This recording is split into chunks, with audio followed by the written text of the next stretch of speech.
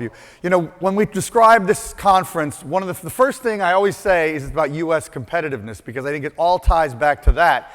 The next session, and please come out, panelists and moderator, Jim Dougherty, who's a very good longtime friend of mine, who's a fellow at the Council on Foreign Relations, is going to moderate. We organized this panel in conjunction with the Council on Foreign Relations, and it's all about U.S. competitiveness.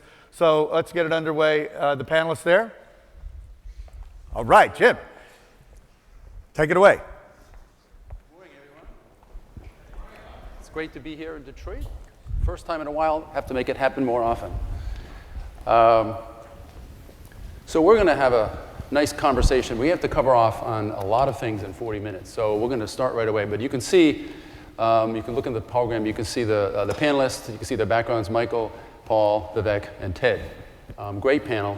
And in 40 minutes, what we're going to try to cover off on is looking at infrastructure, education, and immigration, trying to look at it through the lens of technology and the role of urban centers in these, and take a look a little bit at what the current state is in the United States in each of these things, what some of our best practice competitors are doing, and maybe a couple suggestions on tactical things that the United States can do to do a better job. Now, that's a lot to cover in 40 minutes, and we'll try to take some calls at the end, if we can. So without further ado, I want to ask Vivek to start. So Vivek, your last job was CIO of the United States of America. That's a pretty big job.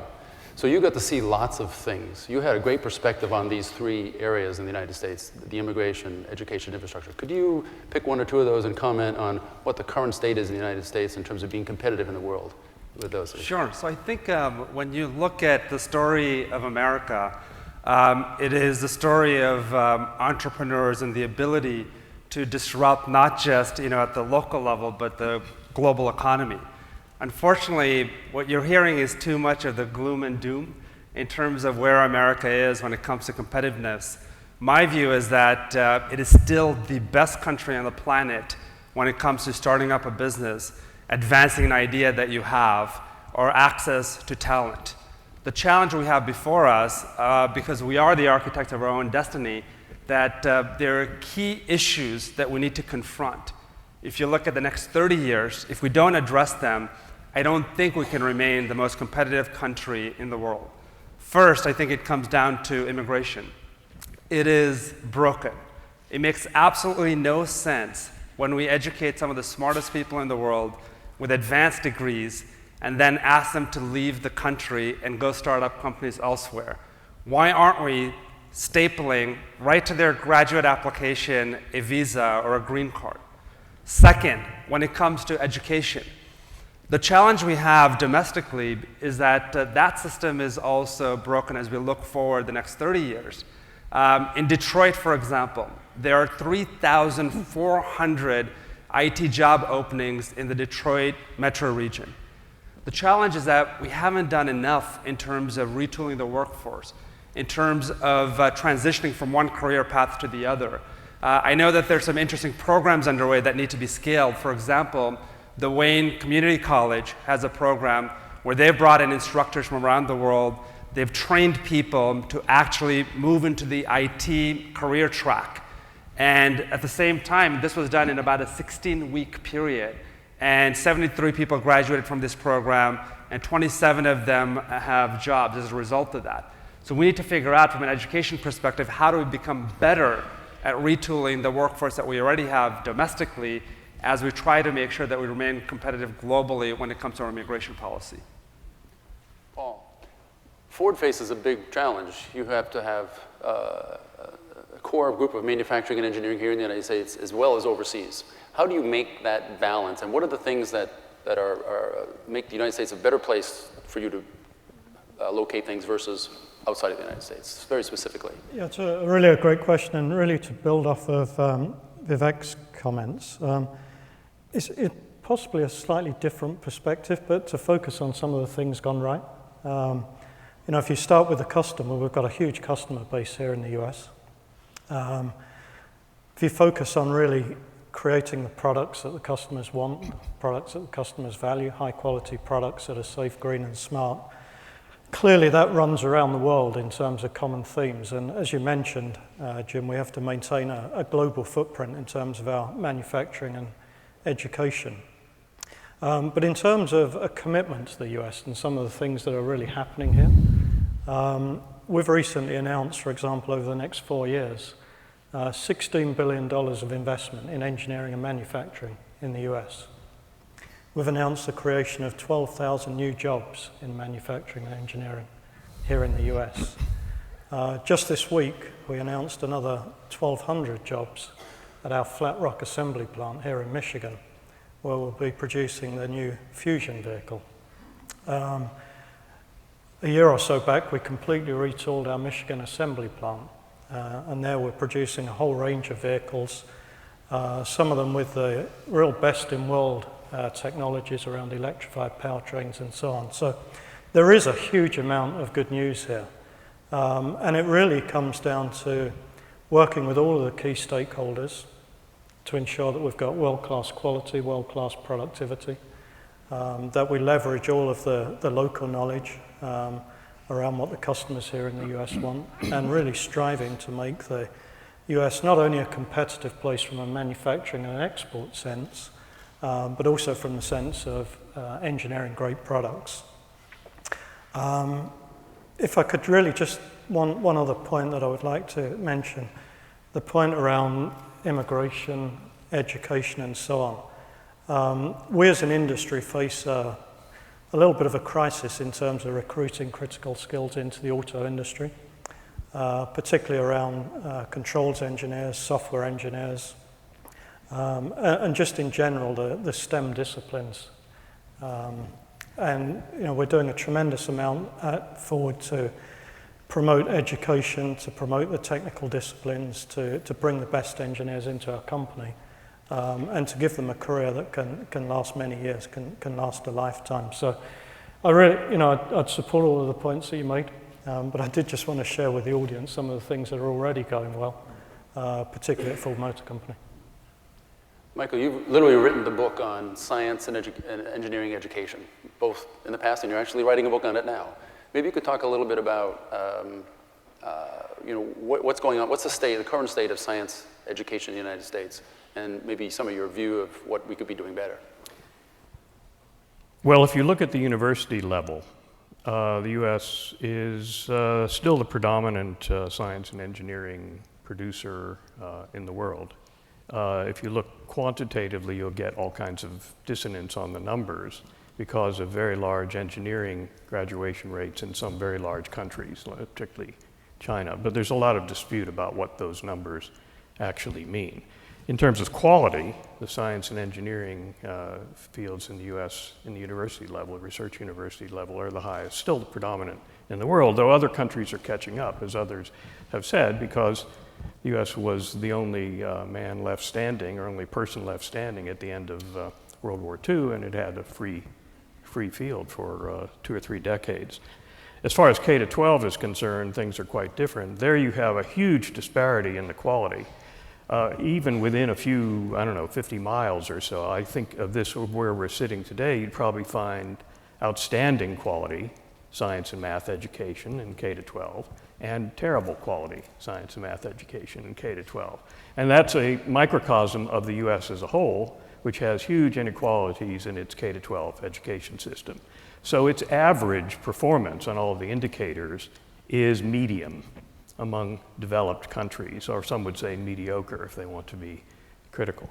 The top tier does extremely well. The top quartile of graduates from K-12 US schools does very well by international comparisons. The bottom quartile does terribly.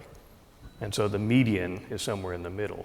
So if you're worried about the science and engineering workforce questions, almost all of those people come from the top quartile. And the K-12 system, with all of its problems, and there are a lot of them, is producing plenty of people of very high caliber who, if they can be attracted to go into science and engineering, will do extremely well. But we're leaving behind the bottom quartile who are doing very badly. And that's an equity issue, that's a workforce issue of a non-science and technology sort. You really want people to be literate and numerate in all occupations these days. So that's a quick overview on the education side. Ted, so for those of you, if you get a chance to go to a little commercial, CFR.org, Ted writes as a great program called Renewing America. And it's definitely one of the best places you'll find information on this topic as it gets updated. Ted, maybe since you get this great perspective, maybe you can comment on what you think the most important issues are and what we should be thinking about. Well, I guess I'm going to be just maybe slightly gloomier than where we started, because there's sort of two stories going on in the U.S. economy. One is the one Vivek tells, and I think at the level of innovation, entrepreneurship, startups, U.S. is unparalleled, continues to be that way. But if you look in terms of spreading economic benefits broadly throughout the economy, we have not done terribly well in the last 30 years. I mean, a reasonable definition of a competitive economy is one that's creating a lot of high-wage work for its people so that their standards of living continue to rise. And on that standard, we've not actually done tremendously well over the last several decades. And it's a good example. If you take kind of the archetypal industries of, you go back to the 50s and 60s when Detroit was in its heyday, the auto industry employed millions of people directly and in the spin-offs. You take the showpiece industry of our current era, it's consumer electronics, smartphones, televisions. The supply chain for that is all in Asia. So a lot of value added in the United States, a lot of smart people doing important creative things, but a lot of the work not expanding in the United States. So consumer electronics is not the enormous employer that the auto industry is. And so the expansion of Ford in Detroit continues to have a big impact here. We're not seeing the same thing on the technology side. And so I think a lot of the challenge, if we are in fact moving into another era of tremendously disruptive change, as David argued at the outset, and I think is undoubtedly correct, I think we as a country have to be thinking strategically about how do we do better for more of our people in this next era of disruptive change than we did in the last one. It's not that we're in a zero-sum global economy. The Chinese can rise, the Indians can rise, we can all rise together. But relatively speaking, we haven't done well for a broad swath of our people for several decades now, and you can see the results in a city like Detroit here. Vivek. So I think, when you look at that view, I think you've got to think about the global population. There's 7 billion people in the world. There are only 310 million people in the United States. Therefore, the only way we're going to be able to compete in the global economy is to creative destruction of broad sectors of our economy. When you think about 310 million people competing against the rest of the world, what becomes really interesting here is that talent and capital is going to flow where it's most welcome. And from a public policy perspective, I think we need to make sure that we're advancing an agenda that welcomes both the talent and the capital. And companies that have been created here in the United States, whether you go back and you look at the auto industry, whether you look at what's happening with the semiconductor industry, classically what happened to Intel when it came to manufacturing memory cards and then shifting to chips. I think we need to be able to think about the broader economy in that context. And I think the big problem at the base of this pyramid is fundamentally education, right? Across the country, there are 3.6 million job openings today, 3.6 million. We just are not able to find the talented workforce to be able to fulfill those jobs.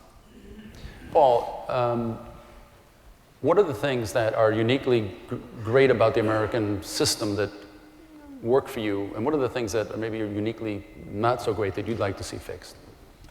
Yeah, good question. And actually, some of the numbers that you just threw out are some of the numbers that I spend a lot of time thinking about. There are 7 billion people in the world. There are only 300 million here in the US, but 300 million is still a lot of people.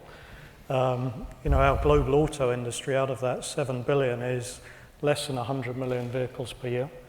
Around about 15, 16 million of those vehicles are here in the US. So, the numbers are big in absolute terms. They may be small in percentages, but I think what is absolutely compelling for us in the auto industry is that huge installed customer base, the number of vehicles in service, the fact that we expect for the foreseeable future to have a very strong auto market here.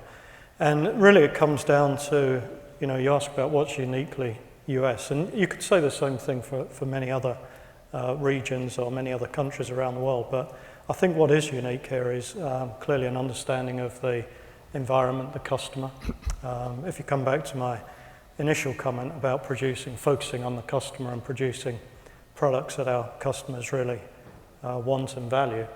So it's an understanding of the market, the customer, manufacturing where you sell, in the sense of the economics, distribution of vehicles, the supply base. I talk about the 12,000 jobs at Ford, but the adjacent jobs in the supply base and related engineering activities. There's a big multiplier on that number. So, I really just keep coming back to the market itself, the opportunity to put great vehicles out there, to focus on the things that people really want, and to tie it back to the high-tech jobs. Historically, our industry has been, and particularly the domestic manufacturers here in the Detroit area, Ford, now two main competitors, have had this kind of image of Rust Belt, vehicles that are not high quality, vehicles that don't perform well from a fuel economy perspective. On just one area, at Ford, we've been focusing tremendously in the last few years on fuel economy and emissions. We made a commitment to engineer the highest quality vehicles that offer best fuel economy in every segment that we compete, every market around the world. If you come back to some of the investments that I mentioned earlier, a very large percentage of those investments have been in very high technology powertrains, whether they're hybrid vehicles, plug-in hybrids, battery electric vehicles. We now have 6 electrified vehicles that we'll be selling here in the US, 8 vehicles that achieve over 40 miles per gallon. Most of that engineering was done right here in Michigan, at our engineering center in Dearborn, along with the supply base. And a lot of the component manufacturing is coming into this area as well. Battery assembly, component manufacturing, power electronics, and so on. So it really does come down to this commitment that we've made to focus on the customer, to focus on engineering the very best in world products. And obviously to do that, you need the market knowledge and you need the engineers. And it just keeps tying right back to your point on education and the technical disciplines there. So Michael, who, if anybody, is getting it right at scale that we can learn from?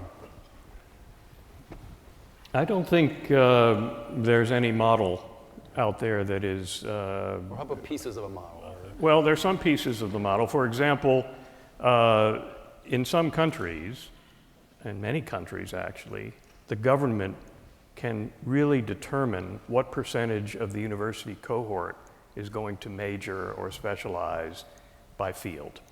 So if you see the numbers coming out of China, of the numbers of scientists and engineers being graduated each year, it's a very high number. I forget what it is, 40-some% of those graduating are in science and engineering. But it's mainly an engineering story. It's 33%, I think, of every graduating cohort from Chinese universities are in engineering.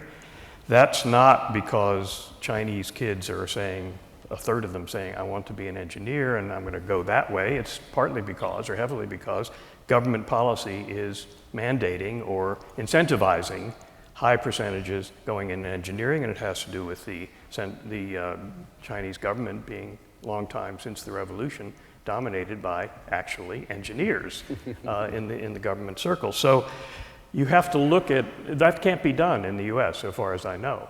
You can't say to Stanford or to the University of Michigan, you will graduate 33% of your bachelor's degrees in engineering next year. So you have to make it attractive to... I was going to say, but couldn't we incentivize it? Or is yes, you could incentivize it, and we haven't done very well on that. In fact, to pick up on Paul's comments and on Ted's, one of the problems I think has been that really smart kids, highly skilled, sophisticated, talented kids are sort of voting with their feet away from engineering careers because they see what's happened to the auto industry in the US. And maybe their parents worked in the auto industry and it was a very successful industry. And so unfortunately, what their parents are telling them often is, don't do what I did because it worked fine for my generation, but look what happened to the generation that followed me. They got laid off and so on. So one of the real problems, I think, is that disruption, we're interested in disruptive technologies and so on in this discussion, but disruption of industries of a cyclical sort that goes up and down with big amplitude is actually not a healthy way to operate an industrial and educational system, because the signals go back to the high school kids. When there's a break in an industry like the auto industry, saying, well, maybe you thought you wanted to be an auto engineer or a systems designer or whatever, but look what happened. So you should go to finance. That's where you should be going now. And unfortunately, I think, I don't know what the story is in Michigan, but in many engineering schools, significant percentages of the kids who are majoring in engineering don't want to be engineers. They want to go into finance. And they see engineering. They want to engineer finance. And the engineering degree they see as an entry degree to finance. That's not healthy. Right. So, Ted, we've talked a lot about education and immigration, nothing yet about infrastructure. I know that's something you think a lot about. Well, let me take your challenge to look at a couple of concrete things being done. I mean, infrastructure in this country is just bizarre, right? Because we are the greatest free enterprise country in the world, and most of our infrastructure is entirely socialist. It's completely government funded, requires appropriations, borrowing at the government level. Go to Europe, and almost all of the roads, the sewer systems, often you can, in areas of expanding broadband, other things like that, public-private partnerships. So this is something the Obama administration has been talking about for a number of years. We need a national infrastructure bank. Small amount of money, seed money from the government, that brings in a lot of private money that's sitting on the sidelines, that's looking for investments in things that pay a long return.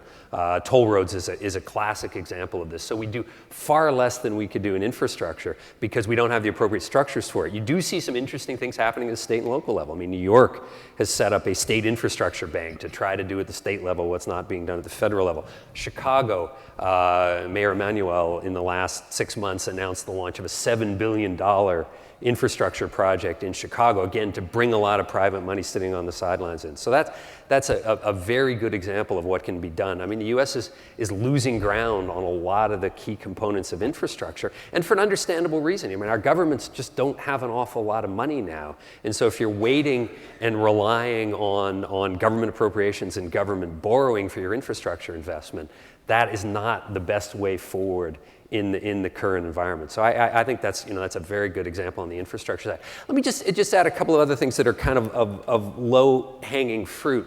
You talk about a competitive international economy. Well, if you go around the world, almost every other major country has a national effort to attract foreign investment. The United States' share of foreign investment in the last decade has plummeted, and we haven't just lost it all to China. I mean, the Europeans have held fairly steady. Canadians have held fairly steady. We've lost a lot of ground. OECD looked at investment promotion efforts at the national level.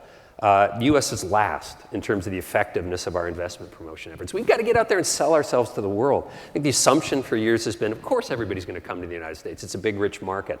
Doesn't necessarily play anymore. We're 310 million people. We've got to go out and sell ourselves to the world's businesses. And then finally, on the export side, 60+% of our exporting is still done by large companies, by multinationals. We need to get smaller and medium-sized companies into that game. Germans set up facilities in China. If you're a medium-sized company in Germany that wants to export into China, you can go over and use their embassy facilities to search for customers and build the base you need to do there. We don't offer anything like that to American companies. There are some efforts at the Commerce Department level, but there are a lot of things we can do basically to sell ourselves to the world as an attractive destination to invest and to export from that we're not doing. Vivek, back to immigration just for a moment, but we can go back to infrastructure if you like. Are there countries out there, the same question I asked Michael, who are doing, if we can emulate their immigration policy or steal aspects of it, what countries are doing it well now that you think the United States can learn from? Well, I don't think again, I go back to there's not a perfect model out there yet, and I think what you're seeing across the world, right? There are countries that are for example, in the Middle East, a lot of countries that are trying to build these incubators. We're sort of bringing in like the Dubai Internet City, they're bringing in people, but I'm not sure if that's sustainable sort of long term when you think about it. You look at some of the work that's happening in India, for example, to try to attract foreign direct investment, to try to attract more entrepreneurs, but I'm not sure, it's still very early in terms of the results out there. I think for the last 3 decades, the US has had, historically, a very healthy immigration policy, but in the last decade or so, we've kind of gone the other way.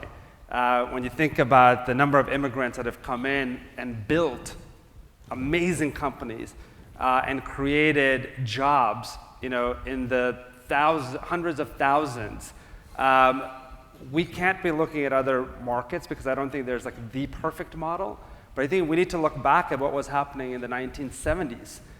In terms of the US as a historical model, where we did encourage a lot of immigration. A lot of people came in with science, technology, engineering, and mathematics backgrounds. And if you look at Silicon Valley, you see the fruits of a lot of that. Mike, you had a comment? Yeah, I just wanted to comment. I spent 7 years of my life painfully on as a member of the Commission on Immigration Reform, which was chaired by Barbara Jordan. And in the 90s this was. And I think the way to describe the American immigration system is it's enormous. It represents something like 1/3 of the world's total immigration into the one country with 7% of the world's population. It's enormous, but it's terribly unbalanced. It's dominated by family ties, and skills-based immigration is an afterthought in the current system. That's the problem you're referring to. It's also unbalanced in a different way, which is as an expedient, led by industry actually, expedient because the system is ossified and hard to change, we have a dominance now of, in the skills-based side, we have a dominance of temporary migration over permanent migration. That is not healthy. And that's why we get these kinds of peculiar outcomes that Vivek was talking about. So the system is enormous, it needs reform. It's not that you need more immigration, it's that you need to have a better balance within the immigration system.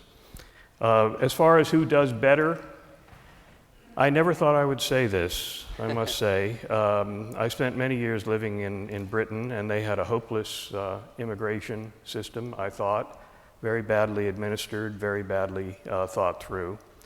They now probably have the most thoughtful analysis of skills needs driven by immigration in the world. They've leapfrogged everybody else. They have something called the Migration Advisory Committee. It's a government-sponsored entity, but it's independent. And the government will ask this group, is there a shortage of, let's say, Ford says there's a shortage of systems design engineers in the automotive industry. They will analyze that question and tell the government what they think in a very sophisticated way they do it. And the government can say, too bad, we're not going to do anything about it, or we're going to respond to this set of recommendations, but only part of it. The big advantage of that system is you have an independent analysis of claims of shortage or surplus. Right now we have claims of shortage, claims of surplus in different areas of high skills. And if you had an independent force that would say, well, we can't find any signs of shortage in this area, but in this area, we're seeing actually real market problems. And they publish that report. It's not just a private report to the government. They publish it, make it public. And what it does is, in the newspaper discussions of these issues in Britain, you actually have an intelligent discussion of these issues based on data, whereas here what we have is, well, you know what we have. We have claims of shortage, claims of surplus, and nothing ever happens. That's basically what we have. Well, I want to encourage anyone who has questions to come on down anytime you want. I keep pivoting to make sure nobody's there.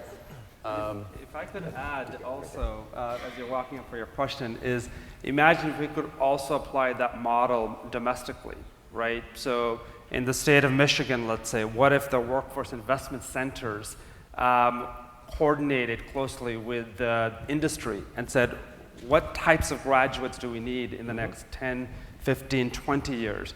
And then high school guidance counselors advising in terms of what the industries of the future are. I mean, I remember when I was in high school, I had no idea what industry to go in, no transparency around what the future was really going to look like. And I would argue that that's probably most kids in high school are doing today, blindly picking their professions rather than having some type of data to decide. Interestingly, to both points, a lot of that analysis, the needs analysis, has already been done. You know, as we start to look at the pipeline of K through 12 and then university education and really looking at what the future needs are. You know, who do we need to graduate in terms of skills from an auto industry perspective? What does it take to make our industry attractive, and then individually as employing companies? So I think if we could just get our arms around that, a lot of the background's already done. It's just kind of a call to action. And before you, I want to come back and ask a question on infrastructure, but yes, sir. Hi, great panel. My name is Glenn Oliver, and our company H2Bid operates a global procurement exchange for the water utility industry. So I interact a lot with city leaders and government leaders. You know, in relation to our topic here, technology in cities, one of the things that is a challenge is that you've got a huge amount of innovation that is out there, even here on a local level, particularly coming out of Ann Arbor, that is available to cities, but you still have the reluctance or, you know, the resistance to change in city government. I'd like to know what the panel thinks about the merits of possibly the federal government using its resources like it did with Race to the Top or with digital medical records to provide some incentives for the folks on the local level to become more open to innovation and technology that would help them deliver services and manage their infrastructures with some of these new technological solutions that are out there that they're just reluctant to adopt. Great question. Who wants to take that? I'll give it a shot, but I wish Bruce Katz was up here, because I think, you know, Bruce's point about how cities are looking at each other and seeing what the best innovations are and trying to adopt them. But I think it's not a seamless process at all. And I think if you had that sort of federal role, where in fact you were identifying city best practices, there were rewards and incentives for adopting them in areas of technology adoption and innovation, I think that could be a very valuable exercise to try to, you know, one of the things that modern technology does for us is it allows for this very high-speed, rapid exchange of ideas, and you don't see that operating in government the way we need. So I think that's an important idea. Just to add to that, I also think you know, the federal government could put in incentives and sort of hardwire the outcome that it's looking for as far as dollars are concerned in terms of infrastructure investment or investments that go to cities, but it's probably more important in terms of the leadership at the city level, being open to technology and being open to innovation. I'll give you an example. In the city of Washington, D.C., for example, when Uber first came in, the city council decided to say they were going to pass a law banning Uber because it was going to disrupt sort of the traditional taxi cab model in terms of how taxis were regulated across the city. And you certainly saw this kind of clash between the old world and the new world in terms of the disruption.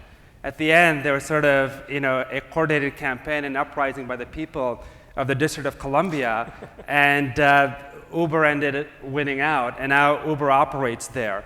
But a lot of the people, the actors at the city level, also have unhealthy relationships in trying to preserve the status quo. And I think it's as important to make sure when we're picking leaders, we elect leaders that are able to embrace technology and embrace the future rather than trying to protect the status quo in the name of jobs or in the name of a lot of other areas around procurement. Quick comment, we'll go to more questions. Go ahead. Well, as a lapsed academic, I think I should say that one of the strongest defenders of the status quo is academe. And since we're here at Wayne State in an academic institution, I think it would be useful, to pick up on Vivek's point, to look at how our graduate degree structures intersect with the needs of the non-academic labor market. Right now, our graduate programs are focused on producing people with PhDs for the academic labor market, which is not expanding very rapidly, if at all. And yet you have companies looking for very highly educated people whom they say they can't find. Part of the problem is that the academic system doesn't have, or it's now developing, I'm going to mention it very quickly, it doesn't have the kind of graduate degrees that intersect very closely at the technical level, intersect very closely with the needs of the non-academic labor market.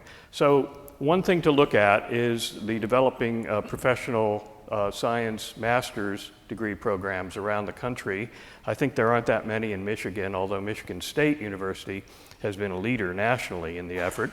But there are now nearly 300 of these degree programs, which are science or engineering plus basic business skills. 2-year master's degrees for people who want to go beyond their undergraduate degree in a science or technical or mathematical field, because they know they're not going to be full-fledged professionals without that, but they don't want to go into the academic track. And those people are very much in demand among employers, and something that I think that even Wayne State might want to look at, just given where it is located in the Detroit metropolitan area. These are, there were 0 campuses doing this 15 years ago, and there are now 125 around the country, and there were 0 degree programs, and there are now 300 degree programs almost around the country. So this is something that companies can work very closely with academic departments in science, technology, engineering, and mathematics to develop. Sir, next question. Yes, my question has to do, well, my name's Gary Samuels. I'm with Salesforce.com. And my question has to do with mentorship and collaboration. And it's relevant to the conversation we're having now about educating and retooling. It's also relevant to the discussion earlier about entrepreneurship. So the question or the comment is, if we educate and retool somebody and they actually get placed in a position, there's still the risk of them really assimilating and being able to perform well. And I'd love to hear comments from the panel around what can we do to improve mentorship and collaboration programs within a corporate environment or a business environment. And then the same conversation for the community. If you have an entrepreneur who has great vision and great talent, he may be missing something. He often needs a co-founder or other people that can mentor him around the economics of his business and so forth. So it's just the general idea of how can we be improving mentorship and collaboration, both for entrepreneurs as well as for people that are being retooled to join jobs. You want to take that? You Yeah, live I mean, it's a great question, and my comments and answer are almost between the two questions here. One of the things that we've been embracing at Ford over the past several years is the broadest concept of open innovation. So partnering with non-traditional partners, whether they be established tech companies, smaller startups, entrepreneurial individuals, and so on, and harnessing that innovation to bring it to Ford. And certainly to the first question, I can vouch for a lot of the technology and innovation that's being developed right here in the Michigan area. I do think that a couple of things are appropriate. One, to the earlier question, thoughtful incentives to actually help accelerate kind of seed money or catalyst money to kickstart these things. But we have to ensure that the underlying technology or innovation is competitive in a global sense, both in terms of the technology itself and the business model, to ensure that it's sustainable. So the second question, as we actually bring new engineers into our companies, actually steering them through those first few critical years, whether they're making a transition from another industry or whether they're making the transition from academia into industry, are absolutely critical. So things like mentoring, ongoing career development, creating the type of work environment, the type of culture that they expect coming out of college, are all critical things and things that we focus on a lot at Ford. And also within the industry as we work collaboratively with some of our industry partners. So great thoughts from both questions. So we have just over a minute left. So as I mentioned at the outset, I haven't been to Michigan as often as I would like. Is this a Michigan accent I'm hearing? Does it sound like an accent? I just want to make sure. I guess I've been on the other side of that immigration thing. Lack of familiarity. So we literally have 56 seconds. Can we ask a very quick question? Absolutely. Sure. My name is Patrick Bresnan. I'm from the Wayne State School of Business. I received a grant over the summer to research consumption trends of young Chinese in China. So my question is, what are some things that the United States is currently doing to help foster and promote mid-sized companies to export overseas? I don't know the answer. I'm happy to take it. Not nearly enough is the right answer. I mean, we have a Commerce Department, and that's part of its mandate. But the money that goes into it is pretty minimal. There isn't the kind of coordinated, focused export effort at the federal government that you see, for instance, in Germany. And I think there are a lot of possibilities for collaboration. You have people, working on the ground there in China doing exactly what you're talking about. And a friend of mine, Jeremy Haft, who wrote the wonderful book, All the Tea in China, about how to sell anything to the Chinese, is working again with state governments in Missouri and in New York. And so a lot of the innovation on this is taking place at the state level. I'd like to see a lot more at the federal level as well. So we are out of time. Please join me in thanking a great panel and appreciate your time.